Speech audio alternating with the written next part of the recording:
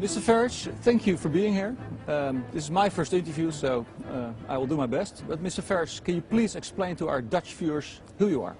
Well, I'm a businessman, somebody that worked in the City of London, involved in international finance, and in 1990 I saw Britain sign up to something called the exchange rate mechanism, where we pegged the level of sterling against the Deutschmark as a precursor to joining the euro. And I thought, as a businessman, this is mad. The British economy and the German economy are different things. Yes. It can't work. Sure enough, it didn't work, and that led me to thinking more deeply about what was the European Union? What was it for? Did it make sense? And I concluded in the mid-1990s that it didn't make sense in a globalized economy to lock ourselves into a customs union with our European partners. Didn't make sense for Britain economically, and it certainly didn't make sense for Britain in democratic terms. And so I pledged then that I would start to get involved and stand in elections, and since that time I've been chairman and leader of the UK Independence Party, and we went from nowhere back in the mid-90s to coming second across the entire United Kingdom in the European elections of 2009. I do try and tell people still that I'm not a politician, but that argument's wearing a bit thin. Okay. I want to talk to you about Turkey. Turkey is a candidate member state for quite some time. What do you think about Turkey? Should Turkey become a member of the EU or not? 98% of the landmass of Turkey is in Asia. Yes. So how it can join Europe is beyond me. What we've got here, and Barroso once was honest about it, Barroso once described the European Union as the first non-imperial empire. Namely, they're not doing it with armies, they're not doing it through invading, they're doing it economically, they're doing it politically, and therefore I can see from their perspective why they want to expand constantly. You know, keep expanding, and then you take people's mind off what's actually going wrong within. It's a classic tactic that's been used by empires, you know, through thousands of years of history.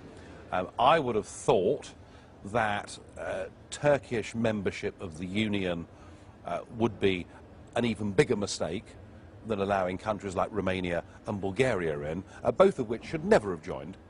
They did not meet the criteria in any way at all. But they're quite small countries, so much as they have an effect upon us, it's a relatively small effect. Letting in a country with a population of approximately 75 million, but growing very rapidly, you know, due to be 100 million by 2025, there is a cultural problem in that whilst Turkey maintains a secular government, it is an Islamic country, and you know, there are problems there. But also the real problem, of course, is that if they join the European Union, they will have the total free rights of movement. And that will mean many, many millions of Turks heading to our countries, seeking jobs and seeking a better life. And, you know, I'm not blaming the Turkish people who want to do that, because we all want to better ourselves, but it is wholly irresponsible for Western governments and the European Union to say to people in poor countries, you may come to a relatively rich country, you can work here, you can enjoy social security, your children can benefit from the education system, you can use our health service. I mean, it is mad. And I think what we're seeing, and certainly you've had it in the Netherlands, and we're seeing samples of this in the United Kingdom, is we're seeing the increased ghettoization of our cities and towns. Yes. Where different groups live in different parts, where never the twain shall meet, where we live in societies that are increasingly divided, societies that are increasingly less comfortable and less happy. And I have to say, I mean, I've always taken the view that of all the countries in Europe, the British have always been the most liberal. You know, we had a very big empire.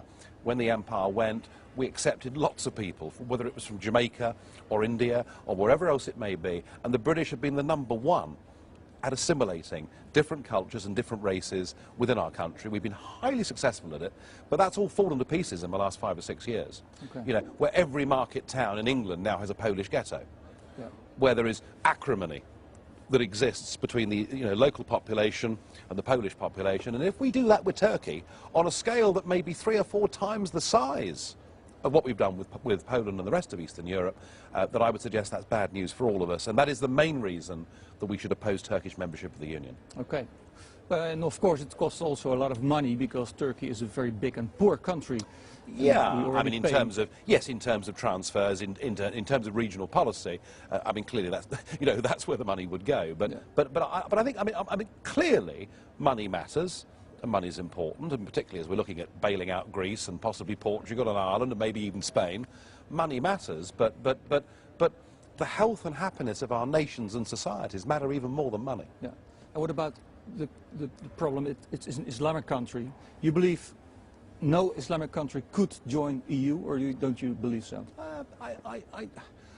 Look, Albania, for instance. I mean, look, you know, there are tensions that exist between fundamental strains of Islam and Western civilization, and there are points of contact at which the two appear to be incompatible.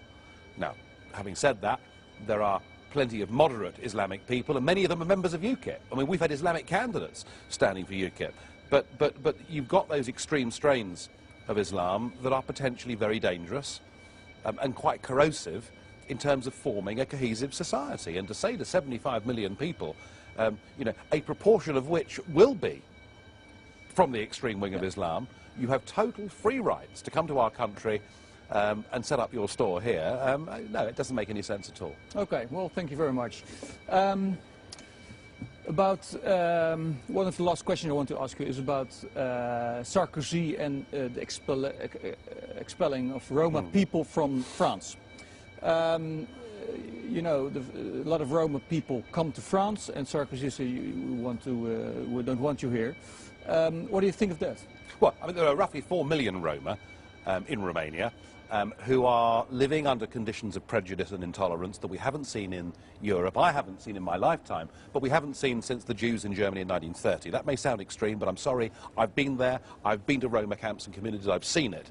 So, again, it was irresponsible to say to all of them, if you want to come to our countries, you can. Now, Sarkozy got away with the expulsions because for the moment, under transitional arrangements, he's allowed to do it. But from the 1st of January 2014, Sarkozy will not be able to do what he's recently done. And it's a classic example of what we've all signed up to. You know, this is not about a common market for trade. This is about a political union. And it's about us as nation states losing the ability to decide who can come to live, work and settle in our countries. And that's a fundamental principle of a nation state. If a nation can't decide who comes to live within it, does it continue to be a nation state? Now, I've seen some rumblings from the Dutch government that they're going to come to Brussels and they're going to bang their fist on the table and they're going to say, look, we want much more control in the Netherlands over who comes to our country, and I wish them luck. But I'm afraid it's not going to work. Because they're determined here to have a common immigration and asylum policy. They're determined here that they will decide for you and for me in my country what we can and can't do in terms of immigration. And maybe it's the immigration issue that will be the straw that breaks the camel's back. Maybe that'll be the thing that finally makes our populations realise that actually we don't want all of this vast building, this huge bureaucracy, this huge cost, this huge imposition of foreign law upon us, this total diminution of our own democracy, of our identity, of our ability to control our borders. And maybe we should all say, well, it's actually time we lived in a 21st century Europe, which would be a Europe of sovereign states that elect their own governments, that make their own laws, but that are prepared to sit around a table like this, and we can agree minimum standards on the environment, on health and safety at work, on products. We can do all the things that good next-door neighbours would choose to do living in a street, but we do so as sovereign, proud nations. Well, I can't agree with you more on this sovereignty of our countries. Well, do you have any final words to our Dutch viewers you want to say to them? Yeah, I do. I want to say this. You were given a referendum on the EU Constitution, and two-thirds of you, very sensibly, said no. I remember the evening. We had a big champagne celebration in the Parliament here, and it was great fun. And what did they do? They just ignored you. They just ignored you. That's true. And my advice to people from your country watching this is do not trust your own career politicians. Don't put the blame on Mr. Barroso or the EU institutions. It's not them that have taken away your democracy. It's your own politicians that have given it away. And do not give your vote to those so-called major parties that have done this to you.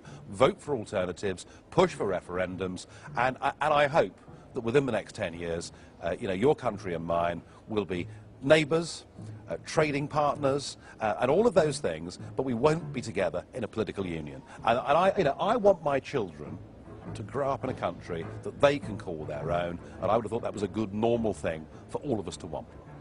Well, I couldn't agree with you more again, so thank you very much for joining me in this discussion, and I hope to see you a lot of times here in this building. Thank you very much.